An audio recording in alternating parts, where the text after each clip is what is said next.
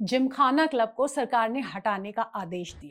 उसका कहना है कि उसके पास स्थित प्रधानमंत्री निवास की सुरक्षा के लिहाज से सरकार को ऐसा करना पड़ रहा है।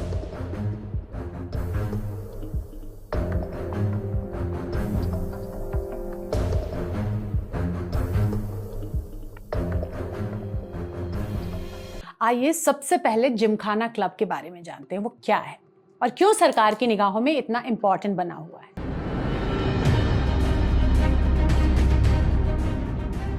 ये देश का सबसे बड़ा एलीट क्लब है जो अंग्रेजों के जमाने से चला आ रहा है। इसकी बनावट में 40% सेना के अफसर और 40% नौकरशाह, बाकी 20% नेता और दूसरे हिस्से के लोग शामिल होते हैं।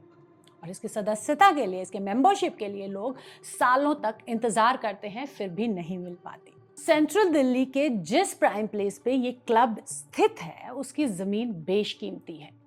दिलचस्प बात यह है कि उसी के ठीक बगल में पीएम आवास 7 रेस कोर्स है, जिसमें प्रधानमंत्री रहते हैं। वैसे तो जिमखाना क्लब को हटाने के पीछे पीएम की सुरक्षा का हवाला दिया जा रहा है, लेकिन मामला बिल्कुल दूसरा है। दरअसल पीएम का दिल्ली क्या, देश की सिविल सोसाइटी से 36 का आंकड़ा रहा है। पीएम इस बात को छिपाते भी नहीं है। उन्होंने कई बार अपने भाषणों में इस हिस्से को कानपुर गैंग के नाम से पुकारा है, यानी सीधे सीधे व्यंग में ही सही इसको गाली दी है। इस हिस्से से वो नफरत की हद तक घृणा करते हैं। दरअसल इसके पीछे पूरा मामला वैचारिक है। भारत का यही हिस्सा है जिसने देश को एक लोकतांत्रिक धर्मनिरपेक्ष राष्ट्र बने रहने में केंद्रीय भूमिका निभाई है। इसमें न केवल इस देश की नींव रखी है, बल्कि संविधान से लेकर लोकतंत्र और पिछले 75 सालों से चली आ रही पूरी व्यवस्था को अपने तरीके से संचालित करने का काम किया है। लेकिन देश को चलाने वाली ग्रुप और पार्टी इस देश में ना तो लोकतंत्र चाहते हैं और ना ही मौजूदा संवैधानिक व्यवस्था। हालांकि इसको वो खुलकर नहीं कहते, लेकिन सेक्युलरिज्म को तो वो खुले तौर पर खारिज करते हैं और व्यंग में उसे सेक्युलर शब्द से संबोधित करते हैं। शायद ही पिछले 12 सालों के शासन में पीएम के मुंह से आपने ये शब्द सुने हो। लोग इसे हिंदू राष्ट्र बनाना चाहते हैं। इस लिहाज से उसके रास्ते में संविधान के साथ ही मौजूदा लोकतांत्रिक व्यवस्था सबसे बड़ी रोड़ा है। इस कड़ी में इसको बल देने वाली संस्थाएं और सिविल सोसाइटी उसके अभिन्न हिस्से हो जाते हैं। लिहाजा इन संस्थाओं को तोड़ना और कमजोर करना उसका प्राथमिक काम बन जाता है। क्योंकि अभी तक ये संस्थाएं बहुत मजबूत थी और उन पर एक बारगी हाथ डालना मुश्किल था, लेकिन 12 सालों के शासन में अपने तरीके की व्यवस्था स्थापित करने के बाद अब उनके लिए ये काम बेहद आसान हो गया है। लिहाजा सरकार ने इस दिशा में अब पहल की है।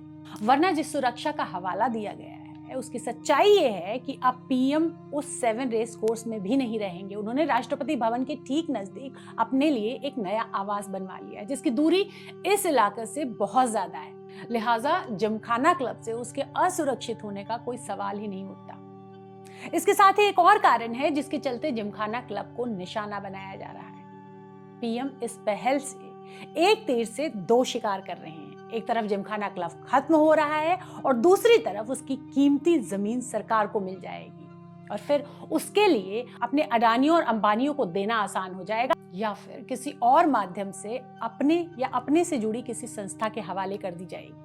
ये संस्थाएं और पार्टी अपने आप को राष्ट्रवादी कहते नहीं थकते और सेना के मामले में तो जैसे हमेशा दंडवत रहते हैं। लेकिन इससे कोई पूछे कि जिस क्लब में सेना के लोगों की तकरीबन आधी हिस्सेदारी है, उसको खत्म करके आप किस राष्ट्रवाद को मजबूत कर रहे हैं?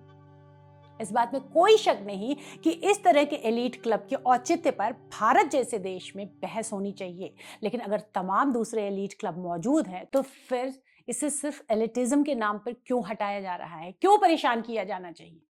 तब सरकार को संभाव से सभी क्लबों पर विचार करना चाहिए और उसके लिए एक कानून पारित करना चाहिए। लेकिन जो सरकार जनता का सारा पैसा लूटकर कॉर्पोरेट के हवाले कर रही हो, उसे भला क्या किसी एलिटिज्म से विरोध हो सकता है? अनायास ही नहीं, कुल संपत्ति का 40% हिस्सा महज 1% के पास, शीर्ष 10% के पास संपत्ति का 65% है और देश की 50% आबादी केवल 6.5% संपत्ति पर जी रही है। और ये गति इस सरकार के रिजीम में और भी तेज हुई है।